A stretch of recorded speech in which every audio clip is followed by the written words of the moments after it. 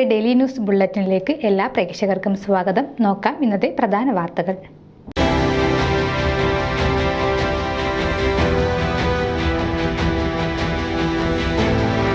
Saint Patrick day പരേഡിന്റെ 200ാമത് പതിപ്പിന് തുടക്കം. ഞായറാഴ്ച മാൾട്ടിയോളിൽ ആരംഭിച്ച പരിപാടിയിൽ 3000-ലധികം ആളുകൾ പങ്കെടുത്തു. ആഘോഷങ്ങളുടെ മാറ്റുകൂട്ടാൻ പരേഡിൽ നിരവധി ആളുകൾ പങ്കെടുത്തു. കെബക്കിലെ ഐറിക് പൈതൃക ആഘോഷങ്ങളുടെ ഭാഗമായി മൈസോണി യുവ് ബോളി വാർഡിലുള്ള 120-ലധികം ഗ്രൂപ്പുകളും 20 ഫ്ലോട്ടുകളും 60 വ്യാപാരി യൂണിറ്റുകളും 3000-ലധികം ആളുകളും പരേഡിൽ അണിനിരന്നു. സംഗീതവും നൃത്തവുമായി പരേഡിൽ പങ്കെടുത്തവരും പച്ചവസ്ത്രങ്ങൾ അണിഞ്ഞെത്തിയവരും സെന്റ് പാട്രിക് പരേഡിന്റെ മാറ്റുകൂട്ടി. 1824 സെന്റ് പോൾ സ്ട്രീറ്റിലാണ് പരേഡ് ആദ്യമായി ആരംഭിച്ചത്. 5-ാം നൂറ്റാണ്ടിൽ ഐറിക് ജനതയെ ക്രിസ്തുമതത്തിലേക്ക് പരിവർത്തനം ചെയ്ത ക്രിസ്ത്യൻ മിഷനറിയായിരുന്നു സെന്റ് പാട്രിക്.